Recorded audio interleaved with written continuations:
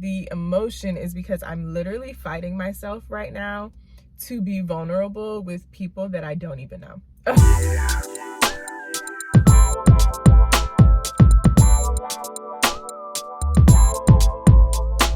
Hey beauties, welcome back to Just Call Me Tasha, where we talk about mental health, self-care, and journaling. Today, I am, as you can see in my car, y'all notice my safe place. This is where I really just let loose, let it all out. I'm going to be giving you guys a 2-month update on where I am in this journey and transition, which is crazy to me because it feels like it has been half of a year. I don't know if it's COVID, if it's being in the house, if it's being unemployed for the first time, but it's been great. It's been great. There has been challenges, obviously, but I have come up with a lot of great findings, and so I'm going to be sharing some of that with you today. As you guys know, I have really been working on myself and on this journey to figure out who I am and what is it that I'm like passionate about. Obviously, I'm passionate about my kids. I love being an educator. I love teaching, and I don't want to just be limited to the classroom, right? That was one of my findings. However, I had to dig a little bit deeper, and guys, it goes back, okay? It goes all the way back. So through therapy and through journaling, and just having this time to really self-reflect, I have learned that where I am right now is because of where I was at 16 years old. Literally the younger version of myself, like everything about me starts and ends with that younger version of myself. And it's really important to reflect on those things because it alters literally everything that you do. Like, who you are now is based on who you were then. And it's so crazy to me how everything comes around full circle. But yeah, so I have really had the time to sit down and think about the younger version of myself. And I'm gonna try my best not to get emotional. If I do, I want you guys to understand that the emotion is not because I am weak. The emotion is because I'm literally fighting myself right now to be vulnerable with people that I don't even know. It's really hard for me to share this with you guys because obviously I do have that fear, which I think I've shared with you guys before. Fear of the unknown, fear of, I don't know, being vulnerable, just being vulnerable. I have always had to be extremely strong.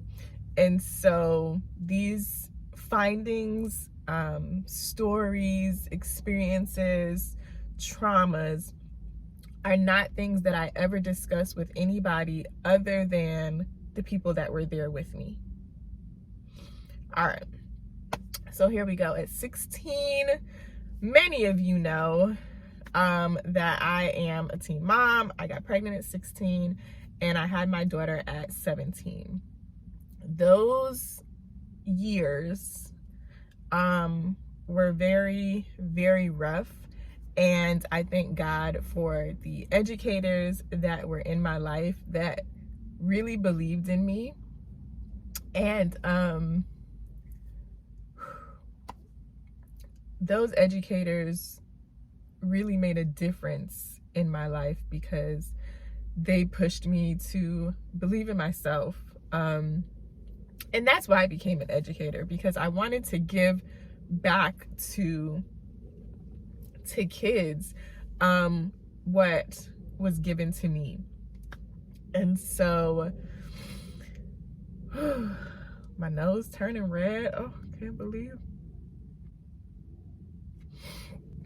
All right, so many of our parents, and my parents included, and I want to just give a complete disclaimer, I love my parents to death. I thank them for everything that they have done for me. And I do not blame them for the things that they don't know. Just want to throw that out there. When I was pregnant, my parents kicked me out. And so I literally had to fend for myself, so to speak. I had an amazing friend that really looked out for me, really helped me out during that time, and I am forever grateful.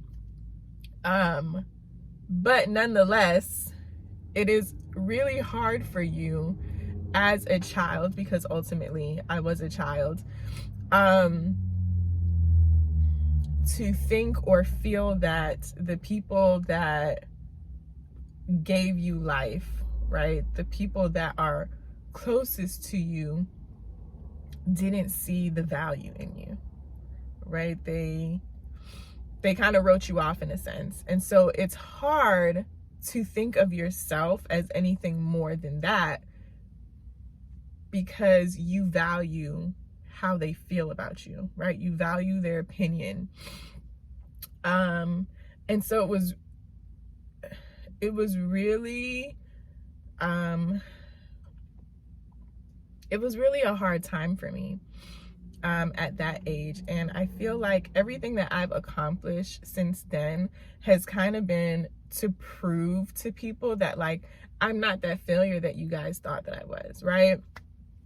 2% of teen moms actually graduate college. And so it was very important for me to be a part of that 2%. Like, regardless of what it was going to take, I was going to get there. And so I made sure of that. But I also feel like, because of what I experienced, I owned those titles. Like, being a failure, I owned that title. And that mindset really just, like, screwed me. It screwed me. I don't want to say it screwed me. That mindset really owned me. It owned me for a very long time. And I didn't realize it until now. So that mindset really took control of me, and everything that I did was driven based on that mindset. Based on the mindset that people see me this way and I want them to see me this way. But in a sense, that kind of steals your journey, right? You're no longer focused on what pleases you, but you're rather focused on what pleases others. And so I thought that it was very important for me to share this finding with you guys, because that is the mindset that ultimately has been holding me back, right? It's because of that point in time, that point in my life where I stopped believing in myself, that point in my life where I stopped feeling like I can do anything, I can be anything. And so you settle for less than, or you settle for the safe route, because you don't ever want to feel like that again. That does something to children, you know, that really affects children. And it can also be a repetitive cycle. So because that was something that I experienced, I was like, I'm never going to treat my daughter like this. I'm never going to make her feel that way. When I became a mom, I was obviously a child having a child, right? And so I was not showing her love in the ways that she needed to receive it. I was showing her love in the ways that I had experienced it. My daughter struggled a lot with separation, just like being away from her mom. And so that resulted in challenges in her behavior at school, sometimes at home. And I did not know how to handle it, because I was never shown. I was never taught. And it wasn't until they wanted to label her with oppositional defiance disorder, and there were talks about medication, that I was like, there has to be something else. Like, there has to be another way. I was simply not okay with failing as a mom. At that time, I had felt as if I failed in enough areas. Like, I could not handle failing her as a mom. And so I started to seek so many different options. Ultimately, I decided that she and I both needed to go to therapy, and it was one of the best decisions ever. It also helped that I was in school during that time. I was in school for early childhood education, and so I spent a lot of time in my books where I learned about social emotional development, social emotional skills, social emotional strategies. And these were all things that really helped me to turn the relationship, the connection, the bond that I had with my daughter around. No lie. It was not easy, but it was well worth it to see the transition, the transformation. My daughter got kicked out of daycare at 13 months, like where I pay you to watch my kid. She was kicked out of school, and it was really hard. And that was only the first school. As a single mom, having to deal with that, it can be very tiring. Like, legit, I thank God for my faith, because that is literally what helped me through those times. Literally what helped me through those times. But I digress. We made it through. We made it through, and I'm so appreciative. But those times were really important for me to reflect on. Those times are really important for me to acknowledge, because they have shaped who I am and who I am becoming. And I am grateful for that.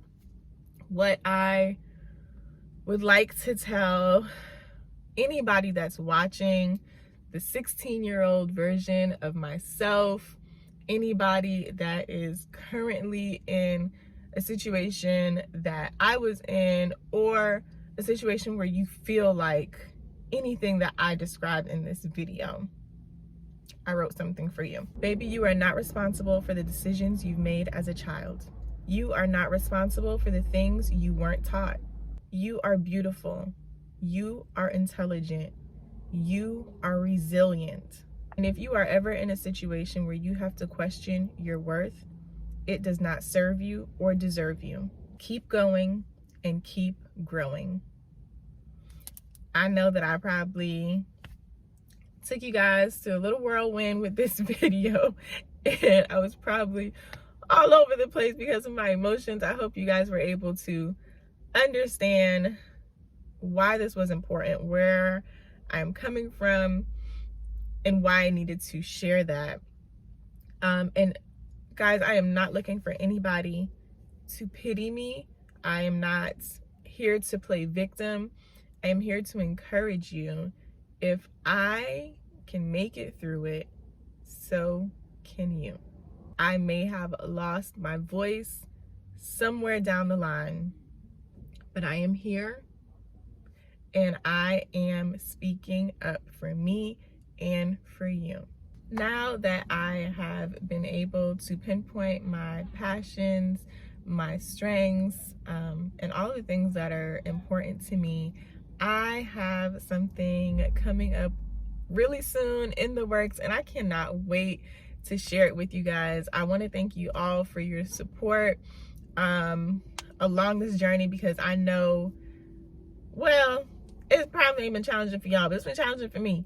And I'm so grateful and appreciative of you guys sticking it out with me and staying tuned. I love y'all. Till next time, be blessed.